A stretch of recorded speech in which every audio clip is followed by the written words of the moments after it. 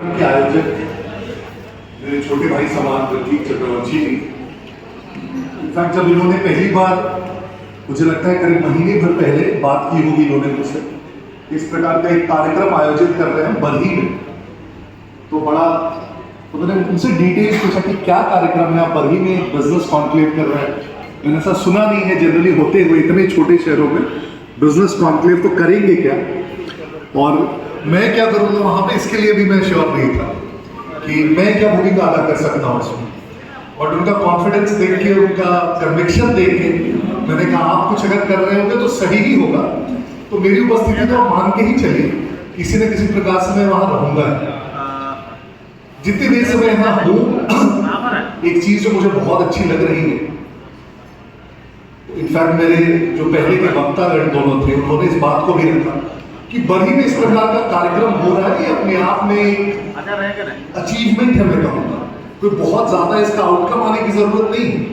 अगर आप लोग सब एक हॉल में बैठे हैं और आप लोग इस पे बात कर रहे हैं, सब लोग इतना समय निकाल के आए हैं, चर्चा कर रहे हैं, तो ये अपने आप में दिखाता है कि कितना ज्यादा सीरियसनेस है बिजनेस को लेके। और कई बार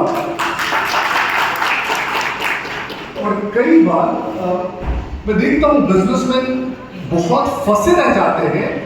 बहुत ऑपरेशनल चीजों में। आप शायद इससे थोड़ा ताल्लुक रखेंगे इस बात से कि वो हमेशा एक ये सुनी जाती है, कहावत सुनी जाती है कि कुल्हाड़ी को हम जब लकड़ी काटते रहते हैं,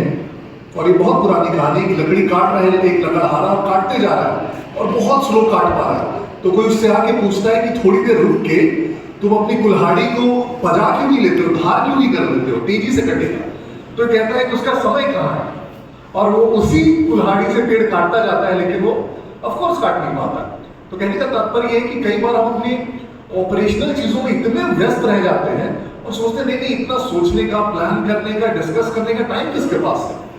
कस्टमर आया हुआ है या कोई काम है, साइट पे काम चल रहा है, तो बैठ के सोचेगा कौन, करते रहते।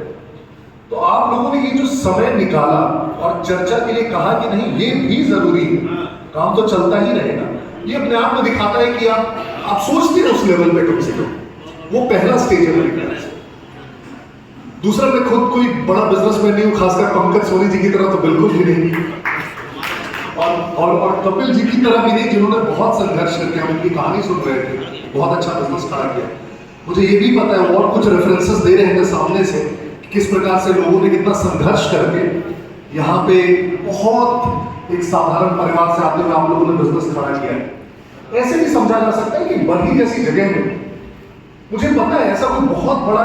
इंफ्रास्ट्रक्चर या बिजनेस के लिए बहुत सपोर्ट उपलब्ध नहीं है, या जिसने भी किया होगा उसने अपने दम पे किया होगा, ये तो गारंटी। ये बहुत, इसमें कोई समझने में बहुत इंटेलिजेंस नहीं चीज बात है। मैं इसमें अपने आप को सबसे छोटा मानता हूँ क्योंकि मेरा ऐसा कोई बहुत बड़ा बिजनेस है नहीं, लेकिन हाँ ये जरूर है कि शायद थोड़ी बहुत दुनिया देखी है, हर एंगल से देखी है, और कई बार चीजों को अप्रिशिएट कर पाता हूँ, समझ पाता हूँ। अगर उसे किया नहीं भी है बिजनेस को, तो मुझे पता है कि प्रॉब्लम्स क्या हो सकती हैं, या क्या चीजें जो बांध सकती है, और क्या थोड़ा बहुत कर सकते हैं जो शायद हमें बेहतर बनाने में मदद करे। जैसे पंकज जी ने कहा, मेरा भी बैकग्राउंड एकदम अलग है। मैंने भी इंजीनियरिंग की अपनी बीआईटी मिश्रा से, फिर एमबीए किया एक्सेल जमशेदपुर से, कॉर्पोरेट में नौकरी की, फिर कॉर्पोरेट की नौकरी बहुत नहीं भाई, तो मैं डॉक्टर रमन सिंह मुख्यमंत्री थे, तो उनके सलाहकार के रूप में काम करने चला गया। फिर उसके बाद वहाँ पे कुछ राजनीतिक घटनाक्रम हुए जिससे मुझे लगा कि मुझे राजनीति में आना चाहिए, और मैं वापस रांची आ गया अपने घर और कहा मैं राजनीति में आऊँगा। राजनीति के आने के बाद एक और बड़ी प्रॉब्लम हुई कि राजनीति में अक्सर आप लोग, और ये बहुत जनरल परसेप्शन होता है कि राजनीति में है तो कुछ 2-5 ही करता होगा, लेकिन 2-5 करना नहीं था तो अपना पेट भी, अपना कमाना भी था, खाना भी था। तो मैंने एक स्टार्टअप शुरू किया इनफैक्ट रांची में। पता नहीं आप लोग कितना लोग स्टार्टअप्स को समझते हैं, या यहाँ पे कितने स्टार्टअप्स हैं।